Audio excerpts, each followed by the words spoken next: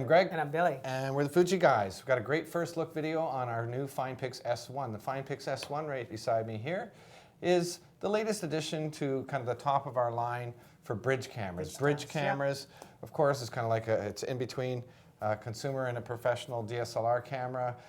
It doesn't have interchangeable lenses, but what it does have is an amazing 50 times zoom lens. Now this is like, equivalent from a 24 millimeter up to equivalent to a 1200 millimeter lens on a 35 millimeter camera, all in one nice package.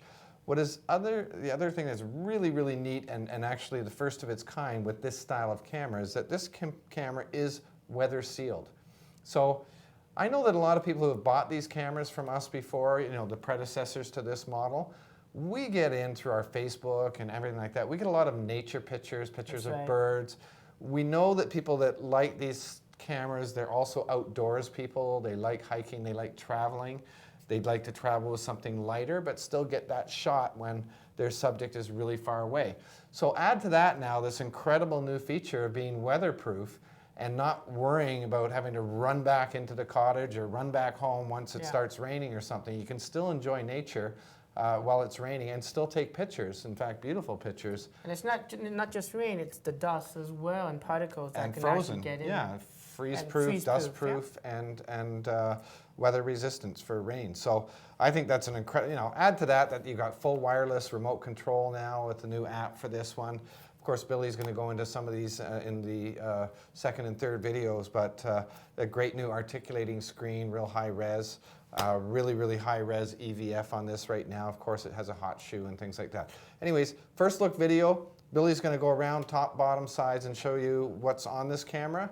And then we'll wrap it up and we'll go through the other videos. Perfect, Greg. So again, the brand new S1 camera is, the world's first weather sealed camera and a 50 times zoom. And that's quite incredible. And if you look, it's not any smaller than the smallest DSLRs that are out there now, but nothing offers 50 times zoom, and this is a perfect companion for traveling, as Greg mentioned, if you want an all-in-one camera that does not just photos, but videos, and a lot of cool features, of course. So let's just point through some of the buttons and controls. So I guess looking at the front of this camera, you can see there's still the AF assist lamp, and that helps, of course, to autofocus in low light situations. It shoots out a little beam. Of course, this is obviously a long zoom style camera. It's a 50 times zoom, so it uses a Fujifilm glass. We've improved the quality of the glass now, and you've got a very fast aperture at wide open at 2.8. 2.8 lens, and there's some improvements in some of the extra dispersion and high quality glass coatings that are now put in this to give you sharper images than previous generations of this style camera. So that's the lens. There's also, of course, the I guess to the side of it a little bit, I can point out sort of additional zoom controls. This is the secondary zoom control, which you can zoom in, zoom out if you're holding the camera in this instance here. So you have two options. You also have this button above here, which helps to really frame and follow a subject. If you're really zoomed in, and if you ever use a long zoom camera and you zoomed all the way in and try to track a subject, they can quickly move out of your frame really quickly. And by holding down that button, it actually zooms out and allows you to see where the frame of your shot is and helps you follow that subject. And when you let go of the button, it zooms back into the position. And then you can snap that shot. And take a snapshot. So it's going to help you assist with taking photos when you're great shoots. Kids playing soccer and things like that, where they're moving quickly in and out of the frame, and it's very hard to use a telephoto. And then, of course, you got a built-in flash. So that's the release for the flash itself. So that's on and that's off. And, of course, through the menus on the camera in the back, you can adjust the different flash modes, okay? So I guess talking about going across this camera here, on one side of this camera, there really isn't much other than perhaps the strap eyelet to attach the neck strap. And if I go, I guess, to the opposite side of this camera, you have, again, the other side of the strap eyelet, as well as a cover here for the USB connection, as well as the HDMI connection, and it uses a mini HDMI cable so you can play back your photos and videos on your television set, okay? So that's one side. Of course, I didn't mention it has a nice rubberized grip. I love the feel and, of it. even the texture of the camera completely has this, rubberized feel, so it feels like it is protected from the rain and protected from dust and all the elements, okay? Looking at now the top of this camera, let's go through some of the controls. You got the shutter release button here. You also have the original zoom control, so you can zoom in, zoom out. So I showed you earlier about the side zooms, but you also have the one on top as well. And it can be configured for different speeds. So you know, if you're doing videos, you want it slow nice and slow and steady for video. And when you're shooting action, you want to get in and out quickly. So it's nice to have the two options. That's correct. Then you have some buttons like the access to the high-speed shooting modes. That allows you to shoot, you know, up to 10 to 11 frames 10 frames per second very, at full fast. resolution, yeah. And of course, there's things like, you know, multi-exposure, so some creative actions you can get from there. You got the exposure compensation dial that allows you to, you know, overcompensate a scene if it's too dark or it's too bright. You can adjust that by using that and using the directional pads to adjust that, or the command dial, sorry. You got your on and off switch. Beside the on and off switch now, of course, you have a little LED light that it just tells you if it's writing to the card or the flash needs to charge up, so that's ready to shoot. And of course, just beside that, I wouldn't say it's kind of on an angle, is the EVF LCD button, and it toggles the displays, and maybe I'll talk about that as I get through this camera. You got the left and right stereo microphone. It offers, you know, full HD video, 1080p, which is great. You also got this hot shoe here, and it comes with the plug, so obviously you want to kind of have it on to prevent you know, any dust and anything to get in it. If you're not using an external flash, it supports Fuji's TTL flashes, all the flashes that we currently offer. And if you want to get a little bit stronger, shooting in low light situations, that's where you would want to use an external flash. And because it's TTL, that means that this camera is going to do all the work for you. It's going to recognize the scene, the exposure, and fire the flash accordingly to what it sees. Okay, and then I guess that's really it on this side. Let's take a look quickly at the bottom of this camera. You got your standard tripod socket mount. Of course, it attaches to any tripod that's available out there. You got your battery cover here, and if you open it up, you have access to two things. You got your rechargeable batteries, an NP85, and I think it gives you about 300 to 350 shots per charge, which is quite nice. Of course, if you are traveling, I always recommend you pick up an extra spare. For sure.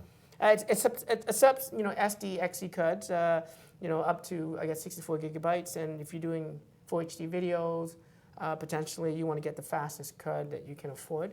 And that's just that. You have a little speaker down here. That's basically the built-in speaker to play the audios from the video. Now, looking at the back of this camera, of course, as Greg mentioned earlier, you got this nice tilting or articulating LCD screen. So it allows you to shoot when you don't want to use the LCD. You can protect that from the elements. Or you can obviously do some self-portraits and self-videos if you want to flip it, of course, forward. But it's fully articulating, so it's great for shooting up high, down low. Okay, just above the screen, of course, you got the electronic viewfinder. And the great thing about some of the Fuji cameras is that we still offer that option, and it helps you really see the picture and allows you to hold the camera properly, especially for a long zoom camera. A lot of cameras these days are taking those options away, and you end up having to hold the camera out like this in order to actually steady your shot. And this is always a big benefit for me. If I'm looking at this style camera, these are some of the things I look at. Yeah, and also to add to that, I mean, there's many benefits of having the EVF versus having nothing, and but the EVFs have gotten so good today. Absolutely. I mean, the first ones we saw on these cameras are very low resolution. The lag times are very slow. So, you know, everything is improved and makes that experience of using the EVF to frame your or play your pictures back. That's right. You know, so much better just because of the advancements in that technology alone. Okay, so beside that, of course, for eyeglass wearers, we do have a diopter adjustment there that you can adjust according to your eyes to have it a comfortable viewing.